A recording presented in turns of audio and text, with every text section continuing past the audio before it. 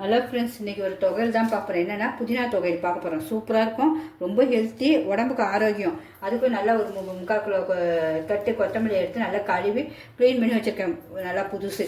அதேமாதிரி கொத்தமல்லியுடைய தண்டு, கொத்தமல்லி வாங்கினேன், அதோடைய தண்டு இந்த பாருங்க, இப்படி நல்லா பொடிசாக அரிஞ்சிக்கணும்.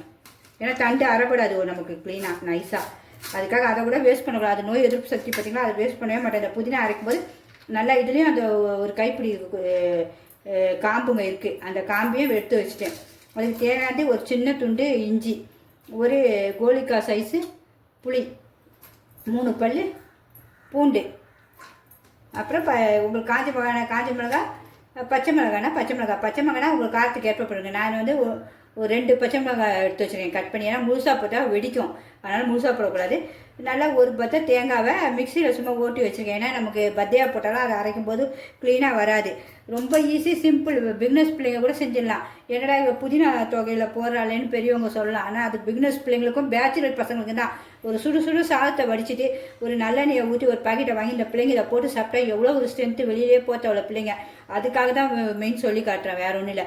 அப்புறம் உளுந்து நல்லா ஒரு 2 ஸ்பூன் போல் எடுத்து வச்சுருக்கேன், அதையும் வறுக்க போகிறோம். ஃபஸ்ட்டு உளுந்தை வறுத்துருவோம் ஒன்று அப்படியே பக்கம். உப்பு வந்து லாஸ்ட்டில் சுவைக்கு ஏற்ப மாதிரி உப்பு போட்டுக்கோங்க, வேறு ஒன்றும் இல்லை. நீங்கள் இதை ப்ரெட்டு ரோஸ்ட்லேயே சாப்பிட்லாம், ப்ரெட் ஆம்லேட் பண்ணி நம்ம சாப்பிடும்போதும் வச்சு சாப்பிட்லாம்.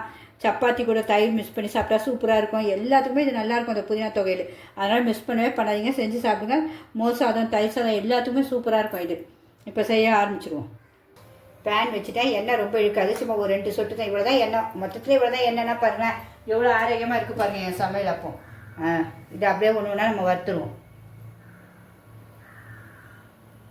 ஃபஸ்ட்டு உளுந்தை போட்டு வறுத்து எடுத்துப்போம்.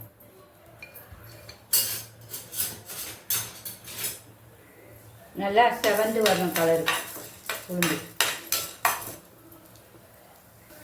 நல்லா செவந்துருச்சு. இதை எடுத்து அப்படியே மிக்ஸி ஜார்லேயே மாற்றிடுவோம், நம்ம வேறு எதுலேயும் மாற்ற வேண்டாம்.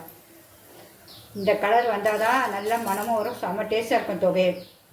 எண்ணெய் ஊற்ற வேண்டாம். இந்த மொத்தத்தையும் மிளகாய், இஞ்சி, பூண்டு, தேங்காய் எல்லாத்தையும் ஒன்றாவே போட்டு கொஞ்ச நேரம் வதக்கிடுவோம்.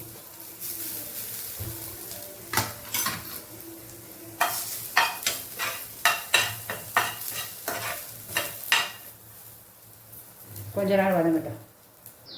தேங்காய் நல்லா கலர் மாறிடுச்சு, வாசனை வந்துச்சு. இனிமேல் அப்படியே தூக்கி அந்த மிக்சிலே போட்டு அடுத்தது புதினா வறுப்போம். இனிமேல் புதினா கொத்தமல்லி அப்படியே அதிலே போட்டுருவோம். எண்ணெய் வேண்டாம், இதிலே அப்படியே நல்லா வதங்கிடும். ரொம்ப வதங்கக்கூடாது. கலர் கொஞ்சம் லைட்டாக சுருங்க, அப்படியே லைட்டாக சுருங்கும் போது எடுத்துருங்க. இன்றைக்கி ஹெல்த் இருக்கும் நமக்கு அந்த பச்சை. ரொம்ப வதக்கினா இந்த சென்ட்டு போயிடும், வதக்கக்கூடாது. இன்னும் கொஞ்சமாக நமக்கு அந்த பச்சை வாடியும் போகணும், கொஞ்சம் வதமும் போடணும். அந்த அளவு, வேறு ஒன்றும் இல்லை. முழுமையான சென்ட்டு கிடைக்கணும்ல நமக்கு. இப்போ நீங்கள் இதை வதக்கும் போதே இதுக்கு தேவையான உப்பை போட்டுக்கலாம். உப்பு உங்களுக்கு தேவைக்கேற்ப. நான் கொஞ்சம் தான் போட போகிறேன், என்ன போட்டுக்க போகிறேன், ஏன்னா கம்மியாக தான் சேர்ப்போம். இது எல்லாருக்குமே கொடுப்பேன், நான் ஒண்டி சாப்பிட மாட்டேன். அவ்வளோதான், போதும், ஆஃப் பண்ணிடுவோம். இனிமேல் எல்லாம் ஆறினோடனே அரைச்சிடுவோம். நமக்கு வறுத்தது எல்லாம் ஆறிடுச்சு. இனிமேல் அரைச்சிடுவோம். கொஞ்சம் தண்ணி வேணால் உங்களுக்கு சேர்த்து அரைச்சிக்கங்க, ஆனால் தொகையில் பதத்துக்கு அரைங்க.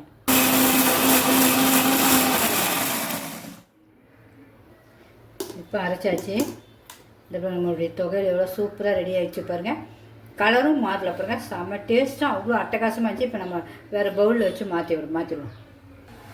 நம்மளுடைய புதினா தொகையில் சூப்பராக ரெடி ஆகிடுச்சு, செம்ம டேஸ்ட் வேறு. இந்த சாதத்துலேயும் கலக்கி வச்சுருக்கேன். இதில் கொஞ்சோண்டு நல்லெண்ணெய் ஊற்ற போகிறேன், மேலே வச்சுட்டு சாப்பிட போகிறேன். என்ன டேஸ்ட் இருக்குன்னு மட்டும் பாருங்களேன். சுவையும் காட்டணும்ல உங்களுக்கு. இந்த பாருங்க, இப்படி நல்லா கலக்கிட்டு நல்லெண்ணெய், நீங்கள் நெய் வேணா கூட ஊற்றிக்கோங்க. இதை அப்படியே சாப்பிட்டு பார்க்குறேன்.